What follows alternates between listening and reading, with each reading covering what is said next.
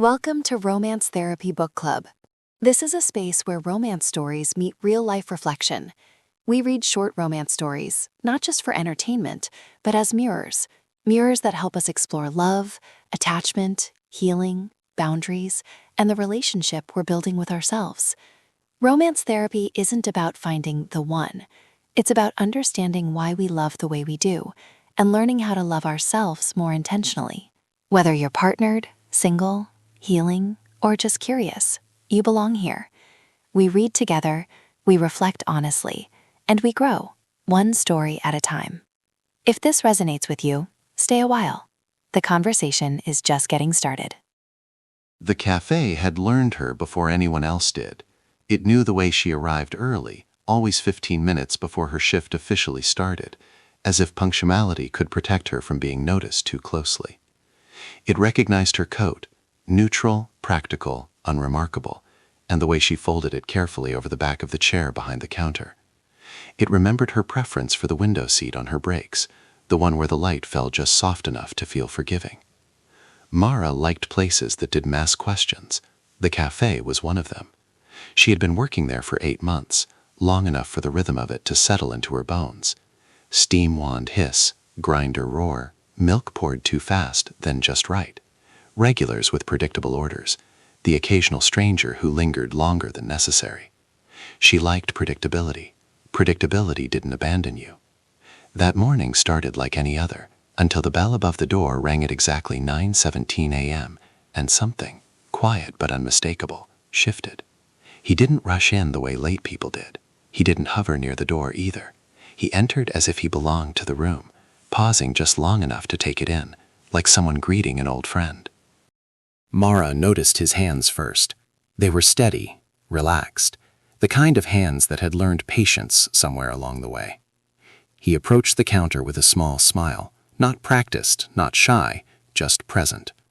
"Good morning," he said, voice warm but unassuming. "Morning," she replied, default politeness engaged, already reaching for a cup. "I'll take whatever you recommend," he added, glancing briefly at the menu, then back to her. "I trust your judgment." She almost laughed. People rarely did that, handed over choice so easily. She studied him for a moment longer than necessary. He looked settled, not flashy, not guarded, the kind of man who didn't need to be loud to be seen. "Medium roast," she said finally, with a splash of oat milk. "Perfect." He paid, thanked her, and took a seat near the window, but not her usual one, the one across from it. Mara didn't think much of it then. She handed him his coffee. Their fingers brushed, barely, but enough for something to hum low in her chest. "Hope it helps your day," she said. He smiled again. "I think it already has." She watched him through the corner of her eye as she worked. He didn't scroll endlessly on his phone. He looked out the window, took small sips, let the coffee cool between them. He left 20 minutes later, nodding once as he passed the counter. "See you around," he said. She nodded back, unsure why her pulse had quickened. He came back the next day, and the next, always around the same time, always unhurried, always kind without expectation. They spoke in fragments at first, safe things, weather, coffee, the quietness of mornings. Then one day, he asked her name. "Mara." "Ethan," he said. "Nice to finally know it." Finally. The word lingered. Soon their conversation stretched. He learned she liked mornings but hated being rushed. She learned he worked nearby, consulting for a firm that had stopped feeling like home years ago. He listened more than he spoke. When he did speak, it was thoughtfully, as if words were something to be handled with care. Mara found herself looking forward to 9:17 a.m. It unsettled her. Not because she didn't enjoy it, but because enjoyment had once cost her more than she could afford.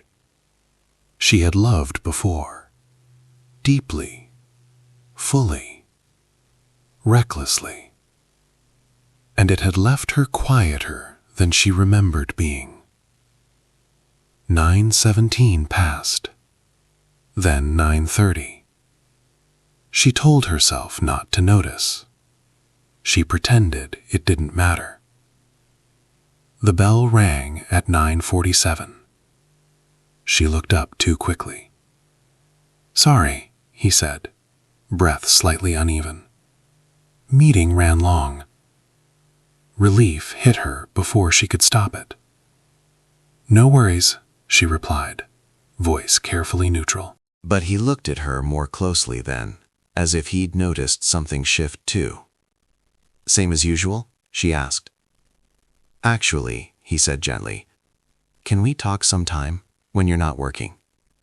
Her hands stilled. The old instinct flared. Retreat, deflect, smile politely, and disappear. But something about the way he asked, no pressure, no urgency, made space instead of closing it. "Okay," she said softly. They walked after her shift ended, the air cool and forgiving. No destination, just movement. They talked about families, losses that lingered, dreams that felt quieter now, but no less real. When she told him about the relationship that had taught her how deeply things could break, he didn't interrupt. He didn't rush to reassure her or make promises he couldn't keep. "That must have hurt," he said simply. It did. It still does, she thought. But she nodded. They stopped at a corner where the streetlight cast a warm circle around them. "Mara," he said, meeting her eyes, "I don't know where this leads, but I know I'd like to walk with you for a while, if you'll let me." She searched his face for urgency, for expectation, for anything that felt like pressure. There was none. Only patience. "Yes," she said. The word felt steady. They didn't kiss that night. They didn't need to. Love arrived quietly. And one evening, months later, when she reached for his hand first, she understood something important. Love didn't always announce itself loudly. Sometimes it waited, listened, and stayed. This time, the quiet had answered back. Thank you for listening and for being part of this growing community. Every story, every reflection, and every voice matters here. I'm truly glad you chose to spend this time with us.